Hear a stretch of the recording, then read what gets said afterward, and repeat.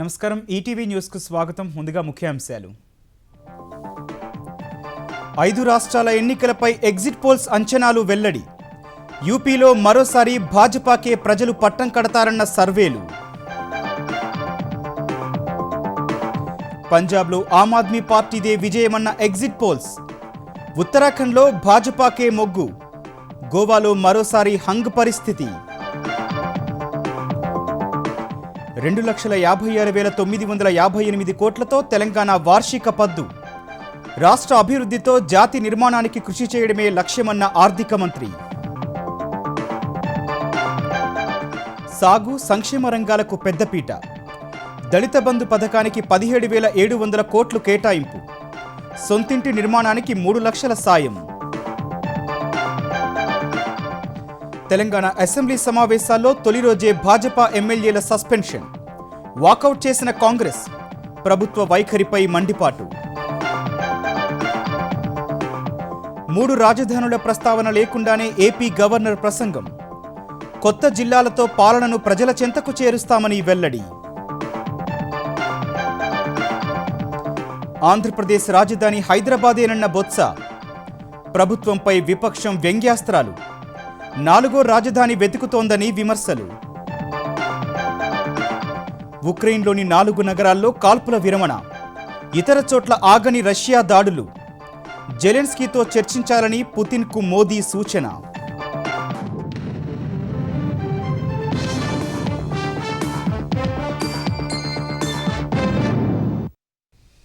దేశ ప్రజలు ఎంతో ఆసక్తిగా ఎదురుచూస్తున్న ఉత్తరప్రదేశ్ అసెంబ్లీ ఎన్నికల్లో అధికార భాజపాదే మరోసారి విజయమని ఎగ్జిట్ పోల్స్ అంచనా వేశాయి. మొత్తం 403 స్థానాలకు భాజపా కూటమి స్పష్టమైన మెజార్టీ సాధిస్తుందని తెలిపాయి. ప్రతిపక్ష సమాజ్వాదీ పార్టీ గతంలో కంటే బాగా పుంజుకుంటుందని పేర్కొన్నాయి. ఉత్తరప్రదేశ్ అసెంబ్లీ ఎన్నికల్లో భాజపా అధికారం నిలబెట్టుకుంటుందని మెజార్టీ ఎగ్జిట్ పోల్స్ అంచనా వేశాయి. యూపీలో మొత్తం 403 స్థానాలు ఉండగా జన్ కీ బాత్ సంస్థ భాజపా కూటమికి 222 నుంచి 260 సీట్లు వస్తాయని తెలిపింది. సమాజ్వాదీ పార్టీ కూటమికి 135 నుంచి 165 సీట్లు, బీఎస్పీకి 4 నుంచి 9, కాంగ్రెస్ కు 1 నుంచి 3, ఇతరులు 3 నుంచి 4 చోట్ల గెలుస్తారని అంచనా వేసింది. ఈటీజీ రీసెర్చ్ సంస్థ కూడా భాజపాకే మెజార్టీ కట్టబెట్టింది. అధికార కూటమికి 230 నుంచి 245 సీట్లు వస్తాయని తెలిపింది. సమాజ్వాదీ కూటమికి 150 నుంచి 165, బీఎస్పీకి 5 నుంచి 10, కాంగ్రెస్ కు 2 నుంచి 6, ఇతరులు 2 నుంచి 6 చోట్ల విజయం సాధిస్తారని తెలిపింది. పోల్ స్టాట్ సంస్థ కూడా భాజపాదే మరోసారి అధికారమని తేల్చింది. భాజపా కూటమికి 211 నుంచి 225 సీట్లొస్తాయని అంచనా వేసింది. సమాజ్వాదీకి 146 నుంచి 160, బీఎస్పీకి 14 నుంచి 24, కాంగ్రెస్ కు 4 నుంచి 6 సీట్లు రావచ్చని తెలిపింది. CNN న్యూస్ 18 సంస్థ కూడా భాజపాకే సాధారణ మెజార్టీ వస్తుందని అంచనా వేసింది. అధికార భాజపా కూటమికి 240 సీట్లొస్తాయని తెలిపింది. సమాజ్వాదీ కూటమికి 140, బీఎస్పీకి 17, ఇతరులు 6 చోట్ల గెలుస్తారని పేర్కొంది. పీ మార్క్ సర్వేలోనూ భాజపాకే మరోసారి అధికారమని తేలింది. భాజపా దాని మిత్రపక్షాలకు 225 నుంచి 255 సీట్లొస్తాయని అంచనా వేసింది. సమాజ్వాదీ కూటమికి 130 నుంచి 150, బీఎస్పీకి 12 నుంచి 22, కాంగ్రెస్ పార్టీకి 2 నుంచి 6, ఇతరులు 4 సీట్ల వరకు గెలుచుకోవచ్చని తెలిపింది. మ్యాట్రిక్స్ ఎగ్జిట్ పోల్స్ ప్రకారం కూడా భాజపాదే మరోసారి అధికారమని స్పష్టమైంది. భాజపా దాని మిత్రపక్షాలకు 262 నుంచి 277 సీట్లొస్తాయని అంచనా వేసింది. సమాజ్వాదీ దాని మిత్రపక్షాలకు 119 నుంచి 134 సీట్లు రావచ్చని తెలిపింది. బీఎస్పీకి 7 నుంచి 15, కాంగ్రెస్ 3 నుంచి 8 చోట్ల గెలవచ్చని పేర్కొంది. ఆత్మసాక్షి ఎగ్జిట్ పోల్ అంచనాలు మాత్రం పూర్తి భిన్నంగా వచ్చాయి. భాజపాకు 138 నుంచి 140 సీట్లు మాత్రమే వస్తాయని తెలిపింది. ప్రతిపక్ష సమాజ్వాదీ పార్టీ అధికారం దక్కించుకుంటుందని వెల్లడించింది. ఆ కూటమికి 235 నుంచి 240 సీట్లొస్తాయని పేర్కొంది. బీఎస్పీకి 19 నుంచి 23, కాంగ్రెస్ పార్టీకి 12 నుంచి 16, ఇతరులు 1 నుంచి 2 చోట్ల గెలుస్తారని తెలిపింది. పంజాబ్లో ఆమ్ ఆద్మీ పార్టీ జయకేతను ఎగరవేస్తుందని మెజార్టీ ఎగ్జిట్ పోల్స్ అంచనా వేశాయి. 117 స్థానాలున్న పంజాబ్ శాసనసభ ఎన్నికల్లో అధికారం చేపట్టడానికి 59 సీట్లు అవసరం కాగా మెజార్టీ మార్కును ఆమ్ Aadmi party అధిగమిస్తుందని లెక్కలేశాయి.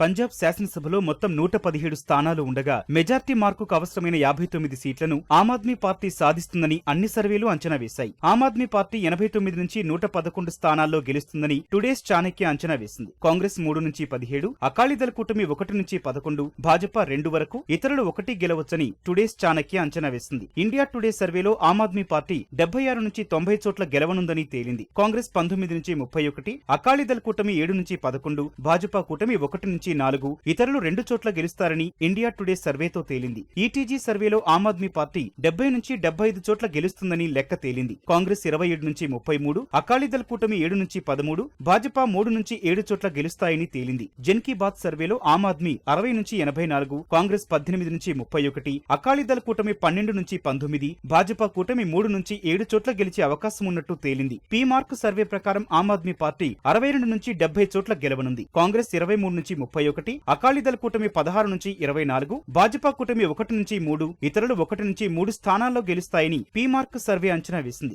ABP C voter survey ప్రకారం ఆమ్ ఆద్మీ పార్టీ 51 నుంచి 61 స్థానాలు గెలవనుంది. కాంగ్రెస్ 22 నుంచి 28, అకాలీదళ్ కూటమి 20 నుంచి 26, భాజపా కూటమి 7 నుంచి 13, ఇతరులు 1 నుంచి 5 స్థానాల్లో గెలిచే అవకాశం ఉందని ఏబీపీ సి ఓటర్ సర్వే అంచనా వేసింది.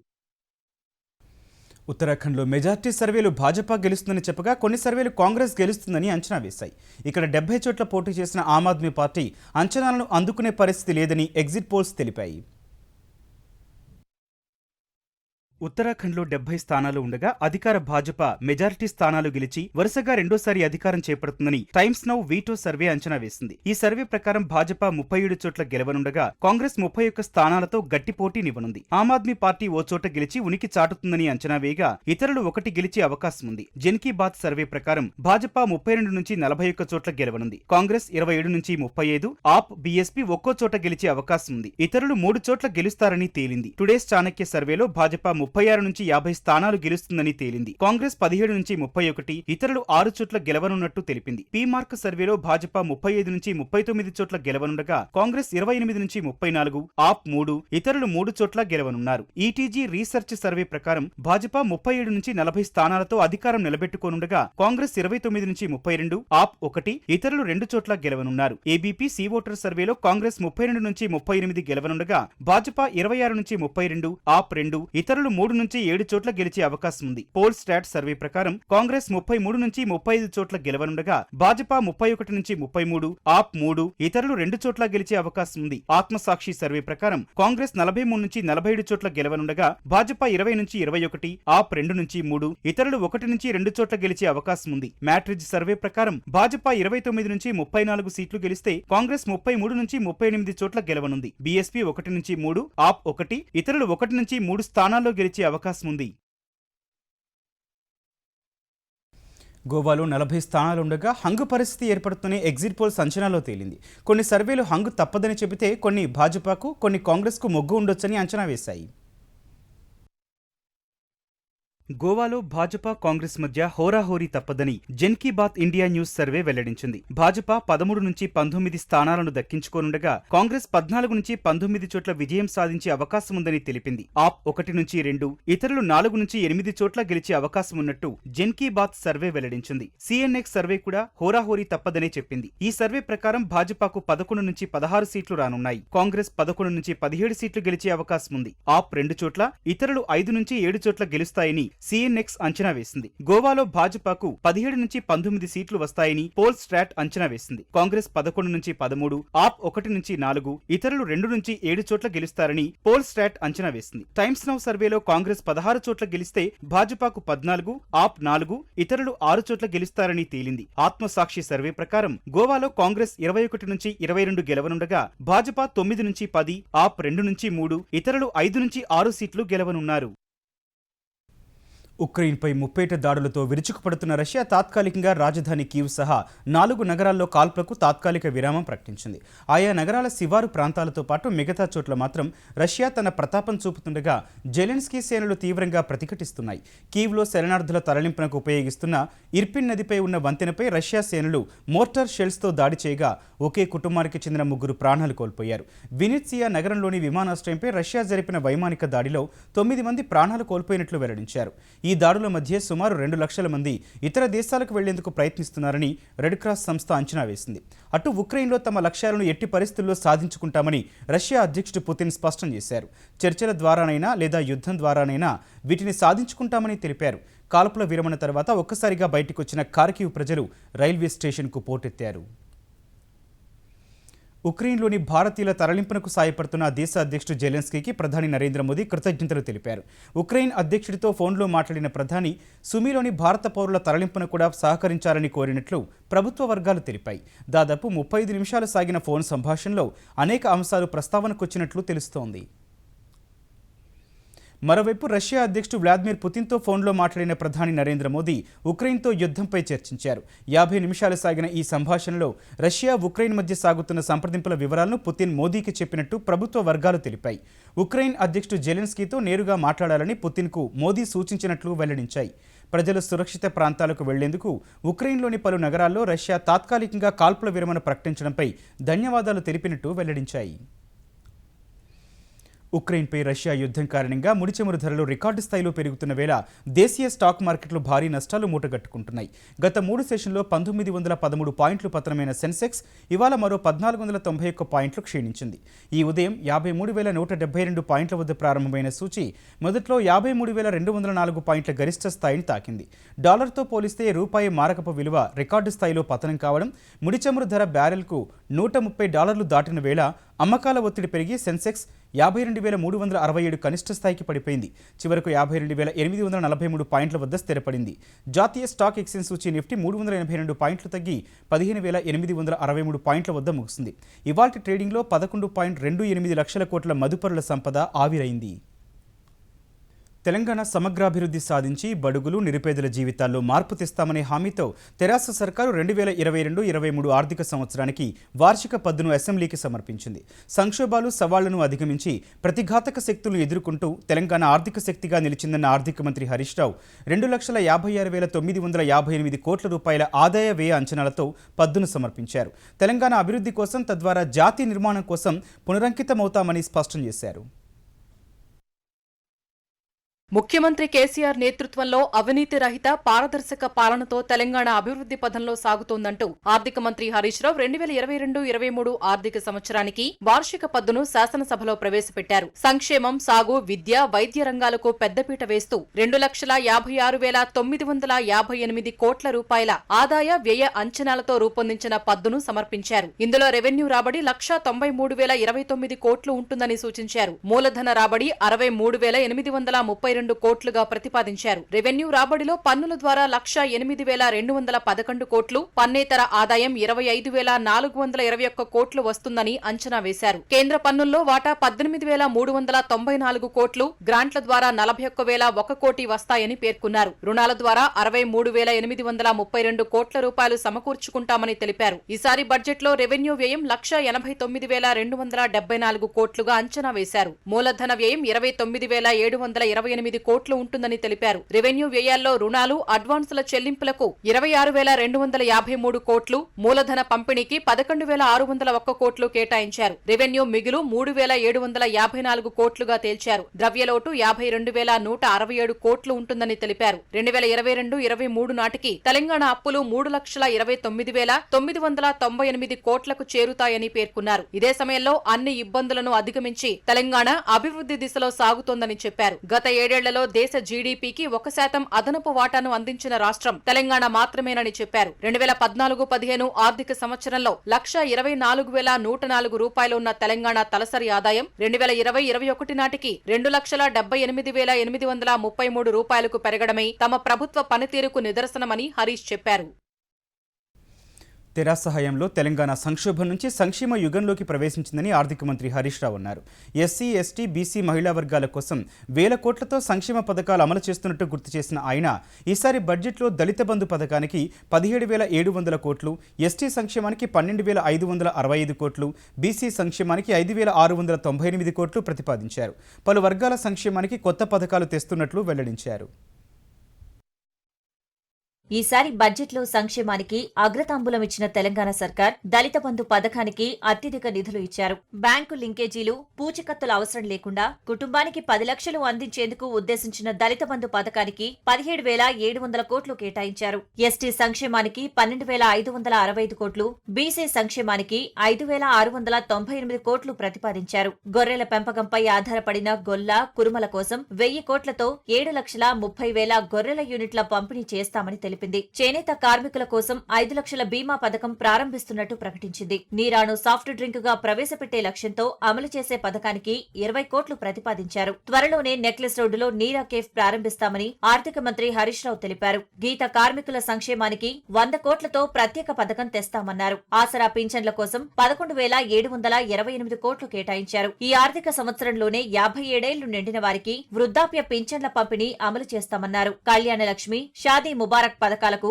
2,750 కోట్లు ప్రతిపాదించారు. 2 పడక గదుల ఇళ్ల కోసం 12,000 కోట్లు కేటాయించారు. సొంత జాగా ఉన్నవారికి ప్రభుత్వం 3 లక్షల రూపాయలు ఇస్తుందని తెలిపారు. మహిళా శిశు ఆరోగ్యం కోసం త్వరలో కేసీఆర్ న్యూట్రిషన్ కిట్లు పంపిణీ చేసే కొత్త పథకాన్ని హరీష్ ప్రతిపాదించారు. బాలింతల్లో రక్తహీనత సమస్య ఉన్న జిల్లాల్లో ఏటా 1,25,000 మందికి ఈ కిట్లను అందిస్తామని తెలిపారు. పాఠశాలలు, జూనియర్ కాలేజీల్లో 7 లక్షల మంది బాలికలకు హెల్త్ అండ్ హైజీనిక్ కిట్లు అందిస్తామన్నారు. విధి నిర్వహణలో మరణించిన సిపిఎస్ ఉద్యోగుల కుటుంబాలకు ఫ్యామిలీ పెన్షన్ పాలసీ వర్తింపజేయాలని నిర్ణయించినట్టు తెలిపారు.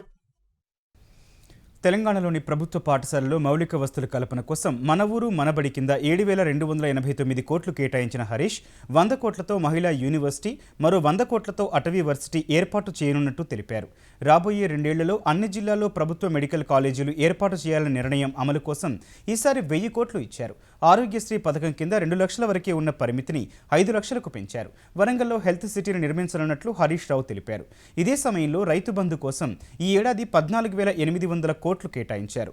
ఉచిత విద్యుత్ కోసం 10,500 కోట్లు, పల్లె పట్టణ ప్రగతి కోసం 4,724 కోట్లు, రోడ్లు భవనాల అభివృద్ధికి 8,327 కోట్లు కేటాయించారు.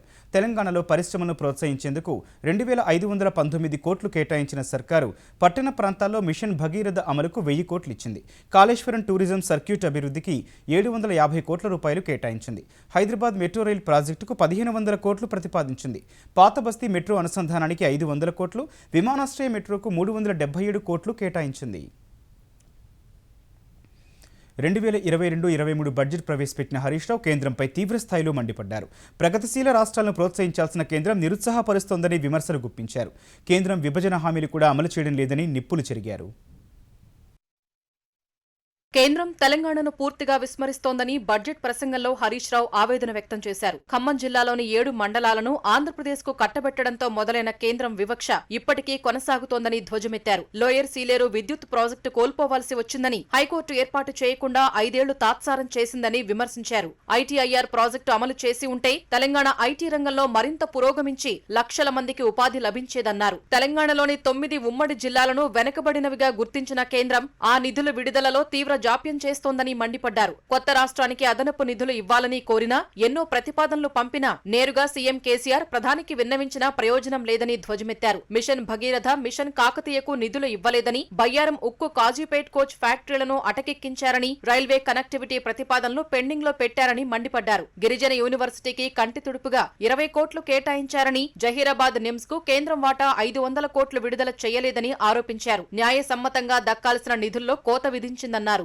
ఉమ్మడి రాష్ట్రంలో సమైక్య పాలకులు వివక్ష చూపితే స్వరాష్ట్రంలో కేంద్ర ప్రభుత్వం వివక్ష చూపుతోంది. పార్లమెంట్ లో తెలంగాణ రాష్ట్ర ఆవిర్భావం గురించి చర్చ జరిగిన ప్రతిసారి తల్లిని చంపి బిడ్డను బతికించారని పదే పదే వ్యాఖ్యానిస్తూ కేంద్ర ప్రభుత్వ పెద్దలు తెలంగాణ ప్రజల మనోభావాలను దెబ్బతీస్తున్నారు. ఒక్క ప్రాజెక్టుకు జాతీయ హోదా ఇవ్వలేదు, ఒక్క పథకానికి డబ్బులు ఇవ్వలేదు. పోనీ మనకు మనం రుణం తెచ్చుకోనైనా అభివృద్ధి చేసుకుందాం అనుకుంటే దానికి మోకాలడ్డుతుంది. మిషన్ భగీరథ, మిషన్ కాకతీయ పథకాలకు 24,000 కోట్ల ప్రత్యేక నిధులు ఇవ్వాలని నీతి ఆయోగ్ చేసిన సిఫార్సులను కేంద్రం బుట్టదాఖలు చేసింది. 15వ ఆర్థిక సంఘం మన రాష్ట్రానికి 2020-21 సంవత్సరానికి 723 కోట్ల రూపాయలను ప్రత్యేక గ్రాంట్ గా ఇవ్వాలని సిఫార్సు చేసింది. కేంద్రం ఆ సిఫార్సును బుట్టదాఖలు చేసింది. ఎఫ్ఆర్బీఎం పెంపుదలకు, విద్యుత్ సంస్కరణలకు లంకె పెట్టడం దారుణమని హరీష్ రావు ఆవేదన వ్యక్తం చేశారు.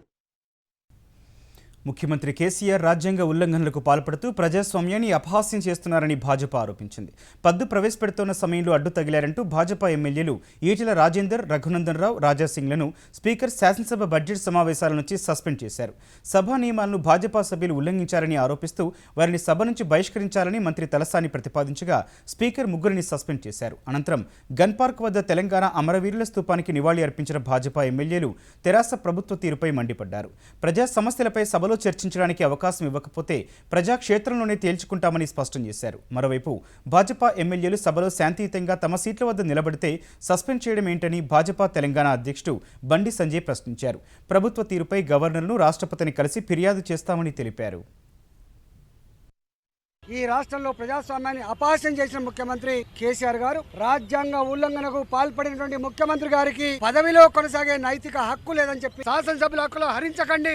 ఈ పని కనుక మీరు చేస్తే రాబోయే కాలంలో మీకు కూడా అదే గతి పడుతుందని చెప్పి ఈ సందర్భంగా హెచ్చరిస్తా ఉన్నాం. స్పీకర్ గారితో మాట్లాడడానికి టేబుల్ దాటినంతే సస్పెండేషన్. ఇలా గురువేక్షరా నిలబడి ప్రశ్నిస్తున్నారు తప్ప పార్లమెంట్ లో ఎన్ని రోజులు ధర్నాలు చేశారు, ఎన్ని రోజులు స్పీకర్ పోడియం నట్టుకున్నారు, పేపర్ మూవ్ చేశారు, లాస్ట్ కు స్పీకర్ కు చేదడ్డం పెట్టి కాపాడే ప్రయత్నం చేశారు.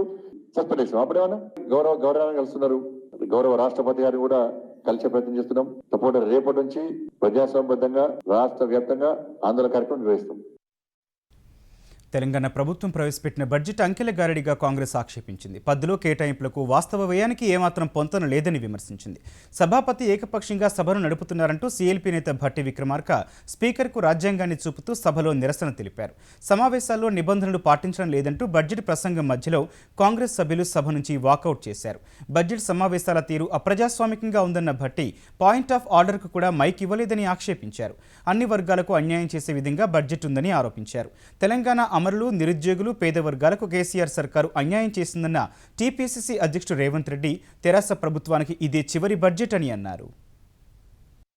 టీఆర్ఎస్ పార్టీ కేసీఆర్ గారు ప్రవేశపెట్టే చివరి బడ్జెట్ ఇది. అమరవీర కుటుంబాలను ఆదుకోవడానికి అనా పైస కూడా కేటాయించలేదు. ఎలాగూ ఉద్యోగ నోటిఫికేషన్లు ఇవ్వలే, ఉద్యోగ అవకాశాలు ఇవ్వలే. కానీ నిరుద్యోగ భృతి చెల్లించడానికి ₹1 కూడా ఈ బడ్జెట్ లో కేసీఆర్ గారు పెట్టలేదు. ఇల్లు లేని నిరుపేదలకు తీరని అన్యాయం చేసిండు. గవర్నర్ గారి ప్రసంగాన్ని ఎత్తేయడమే కాకుండా జరగని గందరగోళాన్ని జరిగినట్టుగా చూపించి సభలో లేకుండా వాళ్లను స్పీకర్ గారు బడ్జెట్ సమావేశాలు మొత్తం బహిష్కరించడాన్ని కాంగ్రెస్ పార్టీ ఖండిస్తుంది. ఆంధ్రప్రదేశ్లో పాలనను ప్రజల చెంతకు తీసుకెళ్లేందుకు ప్రభుత్వం కట్టుబడి ఉందని గవర్నర్ బిశ్వభూషణ్ హరిచందన్ చెప్పినట్టు పీటీఐ వార్తా సంస్థ తెలిపింది. శాసనసభ బడ్జెట్ సమావేశాల ప్రారంభం రోజున ఉభయ సభలను ఉద్దేశించి గవర్నర్ మాట్లాడినట్టు తెలిపిన పీటీఐ ఈసారి ప్రసంగంలో 3 రాజధానులు, పరిపాలనా వికేంద్రీకరణ ప్రస్తావన చేయలేదని వెల్లడించింది. అయితే కొత్త జిల్లాల ద్వారా పాలనను ప్రజల చెంతకు చేర్చే ప్రక్రియ సాగుతుందని చెప్పిన గవర్నర్ ఏపీలో ఉగాది నుంచి నూతన జిల్లాలు ఉనికిలోకి వస్తాయని పేర్కొన్నట్టు పీటీఐ తన కథనంలో వివరించింది. ఏపీలో వైకాపా సర్కార్ అమలు చేస్తున్న అనేక సంక్షేమ పథకాలను ప్రస్తావించిన గవర్నర్ తమ ప్రభుత్వ కృషితో ఆర్థికంగా ఆంధ్రప్రదేశ్ కోవిడ్ పూర్వస్థితికి చేరుతోందని వివరించినట్టు పీటీఐ తెలిపింది. కోవిడ్ కారణంగా 2020-21 ఆర్థిక సంవత్సరంలో 0.22% దిగజారిన ఏపీ జీఎస్డీపీ 2021-22లో తమ ప్రభుత్వ చర్యలతో 9.91% పెరిగినట్టు గవర్నర్ చెప్పారు. ఏపీలో తలసరి ఆదాయం కూడా ₹1,76,707 నుంచి ₹2,04,758కి పెరిగినట్టు వివరించారు. గత 33 నెలల్లో ₹132,126 కోట్ల వేర్వేరు పథకాల ద్వారా ప్రజల ఖాతాల్లోకి నేరుగా జమ చేసినట్టు గవర్నర్ వివరించారు. ఆంధ్రప్రదేశ్ బడ్జెట్ సమావేశాలు తొలి రోజే వాడివేడిగా జరిగాయి. ఉభయ సభలను ఉద్దేశించి గవర్నర్ బిశ్వభూషణ్ హరిచందన్ ప్రసంగిస్తున్న సమయంలో తెలుగుదేశం సభ్యులు పెద్ద ఎత్తున నినాదాలు చేస్తూ గవర్నర్ ప్రసంగానికి అడ్డు తగిలినట్లు పీటీఐ కథనం పేర్కొంది. రాజ్యాంగ వ్యవస్థను కాపాడటంలో విఫలమైన గవర్నర్ వెనక్కి వెళ్లాలని డిమాండ్ చేస్తూ గవర్నర్ గో బ్యాక్ నినాదాలతో వెల్లోకి దూసుకెళ్లి గవర్నర్ ప్రసంగ ప్రతులను చింపి విసిరేసినట్లు వెల్లడించింది. విపక్ష సభ్యుల నినాదాల మధ్య గవర్నర్ ప్రసంగాన్ని కొనసాగించినట్లు పీటీఐ కథనం పేర్కొంది. గవర్నర్ ప్రసంగం మధ్యలోనే సభ నుంచి వాకౌట్ చేసిన తెలుగుదేశం సభ్యులు లాబీల్లో బైఠాయించి గవర్నర్కు వ్యతిరేకంగా నినాదాలు చేసినట్టు తెలిపింది. 3 ఏళ్లుగా రాజ్యాంగ వ్యవస్థలపై దాడులు జరుగుతుంటే గవర్నర్ పట్టించుకోనందునే ప్రసంగాన్ని బహిష్కరించినట్లు తెలుగుదేశం వెల్లడించింది. 2024 వరకు ఏపీ రాజధాని హైదరాబాద్ అని ఏపీ పురపాలక శాఖ మంత్రి బొత్స సత్యనారాయణ అన్నారు. రాజధానిని గుర్తించిన తర్వాత చట్టం చేసి పార్లమెంటుకు పంపి అక్కడ ఆమోదం పొందితేనే రాజధానికి గుర్తింపు ఉంటుందని మంత్రి అభిప్రాయపడ్డారు. వైకాపా ప్రభుత్వ విధానం ప్రకారం అమరావతి శాసన రాజధాని మాత్రమేనని స్పష్టం చేశారు. శాసనసభ, పార్లమెంటు ఉన్నదే చట్టాలు చేయడానికి అన్న బొత్స ఆ అధికారం లేదని కోర్టు చెప్పలేదన్నారు. సిఆర్డీఏ చట్టంలో మార్పులు చేసే అంశంపై మాత్రమే కోర్టు వ్యాఖ్యానించిందని తెలిపారు. గవర్నర్ ప్రసంగానికి అడ్డు తగిలేందుకు తెలుగుదేశం యత్నించడం దురదృష్టకరమని బొత్స అన్నారు. వారికి నిర్దిష్టమైన విధానం లేదని విమర్శించారు. అటు తెలంగాణ ఇటు ఆంధ్రప్రదేశ్ విభజించిన దాంట్లో ఆమె విభజన చట్టాన్ని ఉంది. విభజన చట్టంలో ఏం చెప్పారు? 2024 వరకు ఉమ్మడి రాజధాని హైదరాబాద్ అని చెప్పారు. ఈ విషయం అందరికీ తెలిసిందే. మా ప్రభుత్వ విధానం ప్రకారం అమరావతి లెజిస్లేటివ్ క్యాపిటల్. అడ్మినిస్ట్రేటివ్ ఎక్కడి నుంచి చేయాలి, లెజిస్లేషన్ ఎక్కడ నుంచి చేయాలి, న్యాయ పరిపాలన ఎక్కడ నుంచి చేయాలనేది అది ఆ పరిస్థితుల్ని, ఆ ప్రాంతాలని, ఆ పట్టణాలని గుర్తించడానికి అది ఎన్నికలప్పుడు వచ్చే ప్రజలకు ఏదైతే మరి ఎన్నికల ముందు వెళ్ళినప్పుడు పార్లమెంట్కి ఒక జిల్లాను చేస్తామన్నామో ఆ కార్యక్రమాన్ని చేస్తాము. అటు బొత్స వ్యాఖ్యలపై తెలుగుదేశం పార్టీ మండిపడింది. ఏపీ రాజధాని హైదరాబాద్ అయితే వెళ్లిపోమనండి అంటూ తెలుగుదేశం శాసనసభ పక్ష ఉపనేత అచ్చెన్నాయుడు విమర్శించారు. విభజన తర్వాత ఏపీ నుంచే పాలించాలని తాము ఇక్కడికి వచ్చామన్న అచ్చెన్న ఇప్పుడు హైదరాబాదే రాజధాని అంటే ఏం చేయగలమని అన్నారు. 3 రాజధానులు పోయి 4వ రాజధానిగా హైదరాబాద్ కోసం సీఎం జగన్ వెతుకుతున్నారని ప్రజాపద్దుల కమిటీ చైర్మన్ పయ్యావుల కేశవ్ మండిపడ్డారు. కేసీఆర్ రుణం తీర్చుకునేందుకు ఏపీని సర్వనాశనం చేసే దిశగా రాష్ట్ర మంత్రివర్గం పనిచేస్తోందని విమర్శించారు. ఎన్ని రోజులు హైదరాబాద్ నుంచి రావాలి, ఎక్కడి నుంచే ఇక్కడ పరిపాలన చేయాలని ఎన్నో ఇబ్బందులు పడి మేము రాజధాని కట్టుకొని ఇక్కడ నుంచి పరిపాలన చేశాం. మళ్ళీ హైదరాబాద్ రాజధాని వెళ్ళు, నీకు ఎవడవుతాను మొత్తం రాసి ఇచ్చావు కదా, అక్కడ నీవన్నీ ఎరగొట్టేశారు కదా. కాదని ఎవరన్నారు? ఒక మాట మాట్లాడితే, అందులో మంత్రివర్గంలో ఉన్నటువంటి ఒక వ్యక్తి మాట్లాడితే దానికి వాల్యూ ఉండాలి, ప్రజలు హర్షించాలి. ఇవాళ కొత్త విషయం ఏం కాదండి. వాళ్ళ మనసులో ఉన్నటువంటిది రాజధాని హైదరాబాదే. దానికోసమే 3 రాజధానుల పేరు చెప్పి ఆంధ్ర రాష్ట్రాన్ని అతలాకుతలం చేసి తనకు ఉపయోగపడినటువంటి కేసీఆర్ ప్రభుత్వానికి ఈ ప్రభుత్వం రుణం తీర్చుకుంది. కేబినెట్ మొత్తం ఈ ఆంధ్ర రాష్ట్రంలో ఈ వైఎస్ఆర్సీపీ నేతలు ఎవరికి కూడా స్పేస్ ఉండదు ఇంకా. సో బెటర్ వాళ్ళు హైదరాబాద్ షిఫ్ట్ అయిపోయినండి, మాకేం అభ్యంతరం లేదు. We are not for it. We are very clear about our capital, మా రాష్ట్రం, మా ప్రజలు. ఈటీవీ న్యూస్ సమాప్తం. నమస్కారం.